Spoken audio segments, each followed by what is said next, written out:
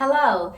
Thank you so much for joining us today. My name is Tara Alderete. I'm the Director of Education and Community Relations at Money Management International, or MMI. MMI is a 501c3 nonprofit credit counseling and housing organization, and we offer many great services to help clients achieve their financial goals. Please give us a call at 866-889-9347 or visit us online at www.moneymanagement.org to learn more about our services or schedule your free initial session today. I'm very happy to join Carolyn Pemberton of America Saves. She'll tell you a little bit more about their campaign, but essentially they help people save money to build wealth and reduce debt. So thank you again, Carolyn, for joining us today, and I hope everybody enjoys the session. Thank you, Tara, for having me here today. I'm pleased to join you as we talk about the resources that are available to help individuals during this current situation and deciding how best to use their stimulus payment. So we're all experiencing the COVID-19 pandemic situation differently. Some of us are having only minor inconveniences, and others of us are finding ourselves without a job or having to close a business. So during our time together today, we're going to share information with you to help guide you through deciding how best to spend the government stimulus payment, avoid scams, and to make the best decisions for your individual situation. America Saves is a campaign to motivate and encourage people to save effectively in order to reduce debt and build wealth. The foundation of our work is the use of the America Saves Pledge, which is a simple savings plan. When you take the America Saves Pledge, you select a savings goal, you make a commitment to yourself to reach that goal. After you take the America Saves Pledge, you will begin to receive ongoing support and communication from America Saves to help you reach your specific goal. We are a network of over 5,000 organizations that work together to promote savings to individuals all around the country. And to date, more than 800,000 individuals have taken the America Saves Pledge. And with that, Tara, I'll turn it over to you. Excellent. Thank you so much. All right, so let's talk a little bit about these economic impact payments. The IRS has started sending these payments, they're economic impact payments or stimulus checks, to many Americans as part of the recent CARES Act. These one-time payments are intended to help stimulate the economy and could help you combat some of the economic effects of the COVID-19 pandemic. We know everybody's situation is different, and in these unprecedented and quickly changing times, you might be wondering about the best way to use that money. So as Carolyn said, we're going to talk about some of the facts around these payments, and then strategies to help you effectively manage that money, and then also some stuff to watch out for. So let's consider first payment eligibility as we start to think about facts around these payments. Who can expect their payment and when?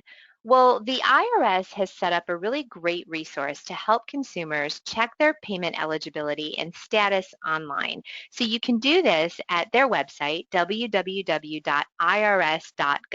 If you're looking for the specific calculator, it's irs.gov/economic-impact-payments.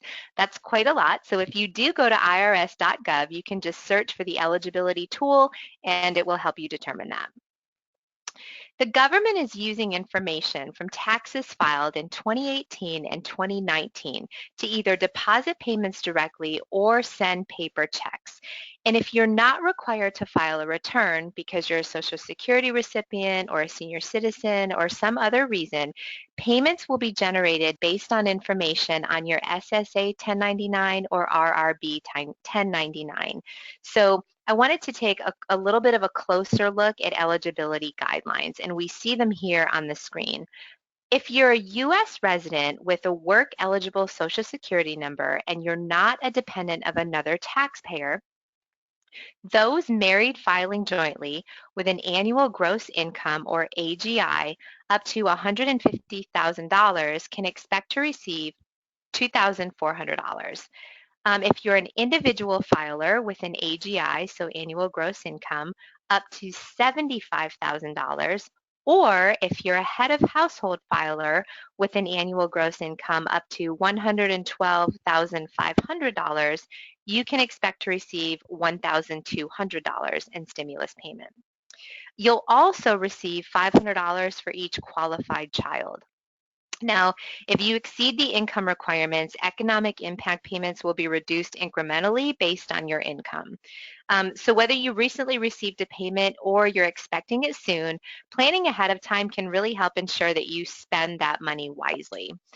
Carolyn's going to talk a little bit more about that, and then I'm going to be back with you to talk about some common things to watch out for.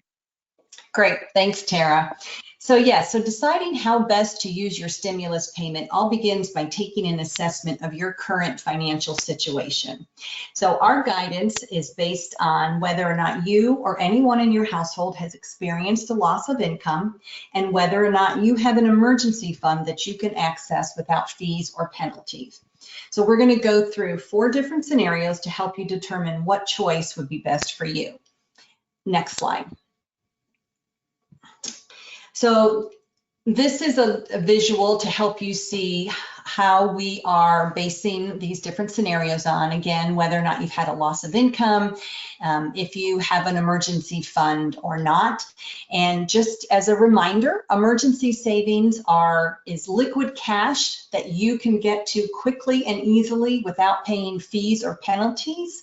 And we know that research shows that low-income families with at least $500 in emergency fund are better off financially than moderate income families who have less than that amount. Next slide. So the first scenario is if you have had, or you or someone in your household have had an income loss and you do not have an emergency fund. Your goal now is to prioritize your expenses and use the stimulus funds appropriately. So the first step is to make a list of every single expense that you have.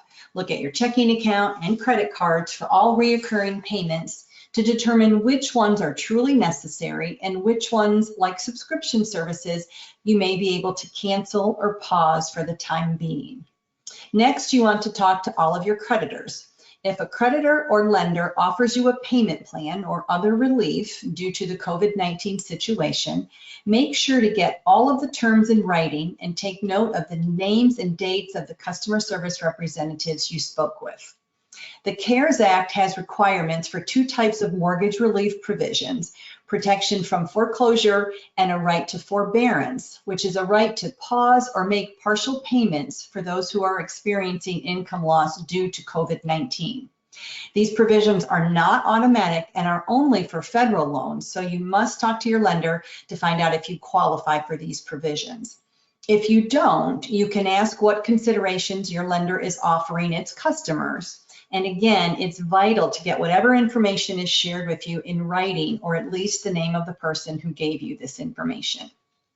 And also remember that forbearance doesn't mean forgiveness. It simply means that your payments are being paused. You will be responsible eventually for the missed payments, so be sure you understand when they will be due, and you may need to begin saving now for when those payments are due. In regards to your utilities, some companies have announced a moratorium on cutting off services for those people unable to pay bills as a result of COVID-19. Again, it's best to contact your individual utility and service provider about their specific policies so there are no surprises. Don't make assumptions. Instead, ask for official company policies. The third step in figuring out how to address your essential needs is to prioritize expenses. At the top are expenses related to food, shelter, and medicine. These expenses include mortgage, rent, utility, groceries, diapers, and medications. It also includes medical insurance premiums and homeowners or renters insurance. You need to make sure you still have protection for all these types of insurance. Next on the list is childcare if you need it in order to continue working. And then auto-related expenses such as transportation, gas, insurance premiums, and car loan payments. Auto-related expenses are especially important if you still need to travel to get to work. Also, many major auto insurers are offering rebates on premiums as a result of stay-at-home orders and the reduction in driving. So you may want to check with your insurer to see if they are offering this type of rebate and when you can expect to receive it. When looking at outstanding loans you are still paying on, those loans secured by collateral, which are mortgages and auto loans, for example, are generally more important than those without collateral, such as credit card debt. For example, if you don't pay your car loan, the bank can seize your car. If you don't pay your mortgage, the bank can foreclose on your property, although right now during the COVID situation, they are not supposed to be doing that. Of course, you can take into account special arrangements you've made with your mortgage lender or bank holding your auto loan during this time. And while not paying your credit card bills will negatively affect your credit score, credit card companies are not going to come to your house to take your personal possessions. Certainly, if you can continue to afford the minimum payments on your credit cards, then make those payments, as it will help maintain your credit score. Federal student loans are currently not accruing interest, until September 30th, 2020. And they can be put into forbearance so that no payments are due. If you have a private or an institutional loan, you'll have to contact that lender for other options. And then all elective items like gym memberships, streaming services, and other subscriptions come last. Before simply canceling a contract, though, contact the vendor to make sure you will not incur a hefty cancellation penalty. You may be able to temporarily pause the service. So the last step in addressing your essential needs then is to pay your bills in the order of priority. Next slide, please. So the second scenario is if you have had a loss of income, either due to being laid off or furloughed or facing a reduction in hours or pay, and you do have an emergency fund, you may want to add this stimulus payment to that emergency fund. This way, you will have access to the funds to pay for essential needs in either the short or long term. Remember, the COVID-19 situation is exactly the type of situation you have been saving for, and now is the time to use those funds you have worked so hard to accumulate. You prepared for an emergency situation by saving in advance, and it is better to use these funds to help you get through until your situation improves, rather than using other sources such as credit cards. Next slide. The third scenario is if you have not had a loss of income to your household and you do not currently have an emergency fund equal to 3 months of expenses, you may want to use the stimulus money to start such a fund or to add to an existing fund. While your situation today may be stable, that could change in the short or long term, and having an emergency fund helps deal with those types of situations. Next slide. The fourth scenario is if you have not had a loss of income when you received your stimulus payment and you do have an emergency fund equal to 3 months of expenses. Then you might want to consider whether or not you have other types of debt, such as auto loans, credit card, or student loans. If you do have any such debt, a good use of the stimulus money may be to pay down or pay off one of these debts. If you have not had a loss of income, you have an emergency fund, and you don't have any other types of debt, 3 choices you may want to consider for using your stimulus money are to save or invest for another long-term goal, such as retirement or education goals, donate to a good cause, or support a local business. And whatever decisions are best for your situation in regards to the use of the stimulus payment, America Saves encourages you to consider even saving a small portion of it.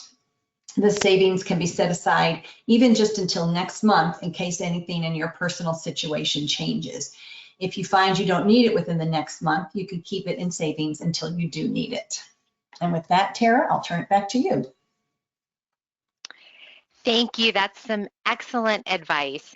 So if you do find yourself in a situation where you are scenario number 4 and you have not experienced a loss of income and you do have that emergency fund equal 6 months of your living expenses saved up, you choose to use your economic impact payment, to donate money to a charity, particular to donate, you'll want to be careful, do your research, and use caution.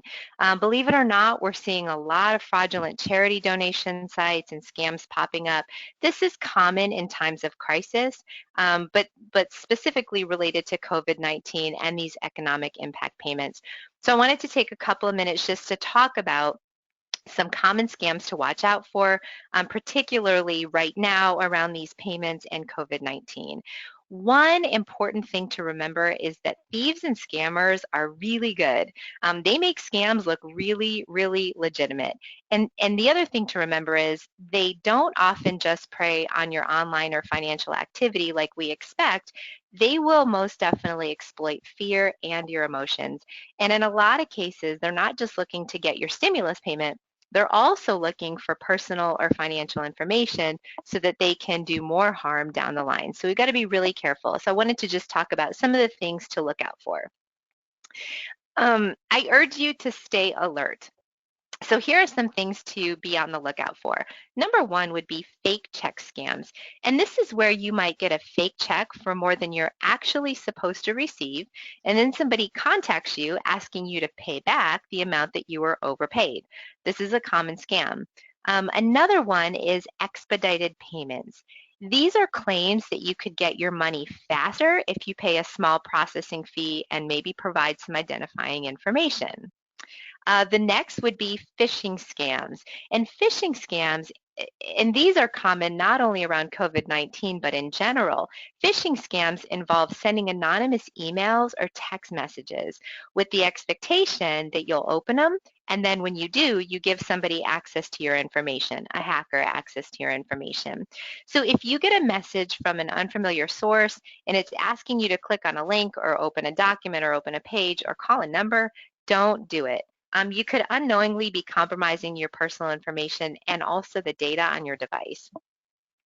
So one of the most important things you can do to protect yourself and your finances is to know the facts.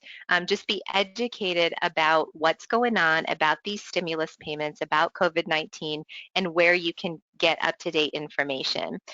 Once you are, educated and you know the facts, the next thing to do would be verify and seek out sources yourself that you know to be reputable. So instead of clicking on links, no matter how legitimate they might seem, you would go directly to that business site.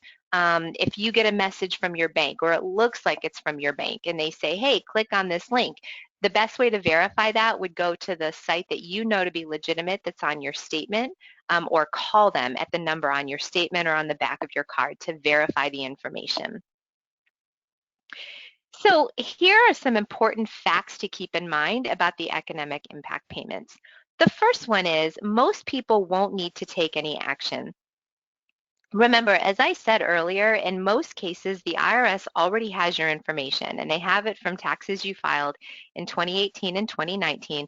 So your payment is automatically going to be deposited or mailed to you if you're eligible. Another important thing to keep in mind is that there is no early payment option. So because these payments are going to be proactively sent, any service or any person offering the ability to expedite your payment for a fee or to get you more than you owe, it's a scam, not legitimate.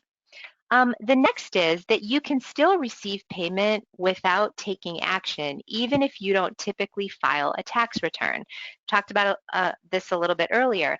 But remember, if you receive Social Security or you're a senior citizen or for some other reason don't file taxes typically, payments will still automatically be sent and they're based on the 1099 the government already has.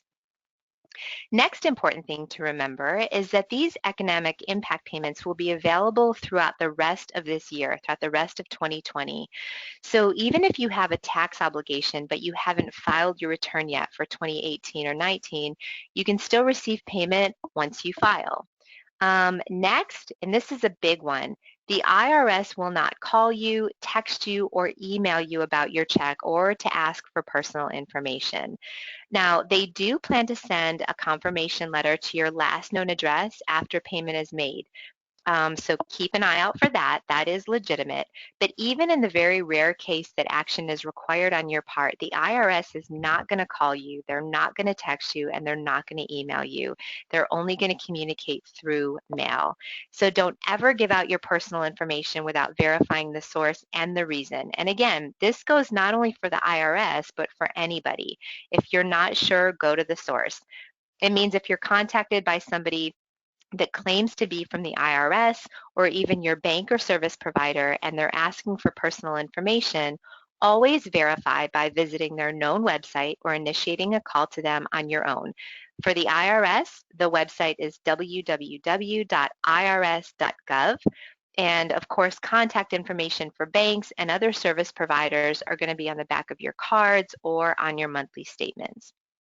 The next fact that's important to know is that economic impact payments will not be subject to garnishment for defaulted student loans or tax debt.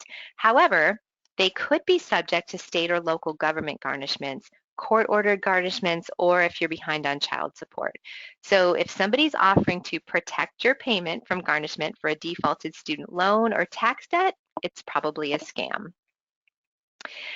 Knowing what to expect plays a big part in helping consumers stay vigilant to protect their finances. So like I said, knowing the facts is one of the biggest things that you can do to safeguard your finances. Because most people discover theft and fraud by monitoring their own accounts, though, it's also critical now and always to verify information not just on the phone, but also regularly by checking your bank statements and your credit report. And of course, by staying up to date on events in our changing environment. One resource that I wanted to direct you to at MMI, we've set up a page at www.moneymanagement.org/coronavirus. And here we're dedicated to I'm stumbling today. We're dedicated to keeping consumers updated about information that's going on around COVID-19, common scams, things like that, just to help keep their personal finances healthy. And so these are some of the things you can do to help take action and safeguard your finances. Carolyn's going to wrap up our session today and just remind you of some of the resources that we went through.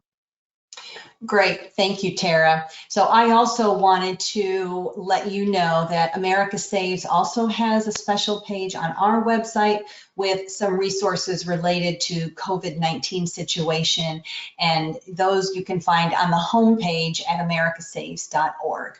But in closing, I wanted to just touch on the aspect of savings again. And if you find that you are in a position at this point as a result of your stimulus payment or other situations that you can begin to incorporate a regular savings habit, you can do that by taking the America Saves Pledge. And you can find this at americasaves.org. And this is a very simple plan where you make a commitment to yourself to reach a self-selected goal. You will, after choosing your goal, you choose the amount that you want to save and for what period of time you want to save. One of the most common goals that is selected by individuals is for an emergency fund, which we talked about earlier when we went through the different scenarios. Over a quarter of our savers choose an emergency fund as their savings goal because they know that having that cash cushion is a very important piece of their financial health. And so we encourage you to consider that if you don't already have an emergency savings plan, to make that your goal by using the America Saves Pledge. And when you do make the pledge, you then will begin to receive ongoing support and encouragement from America Saves to help you reach your goal. And it's important to remember that it's better to start with a small amount to save regularly and to work upward from there. Saving even $10 or $20 a month is a great first step in building an emergency fund. And if your situation does not allow you right now to begin saving regularly, then when your circumstances do change, we encourage you to take the America Saves Pledge. And in the meantime, you can continue to engage with us on social media. And again, turn to the resources that are on our website at americasaves.org. And with that, thank you very much for your time today, and we hope that you have found all of this information helpful. Have a great day.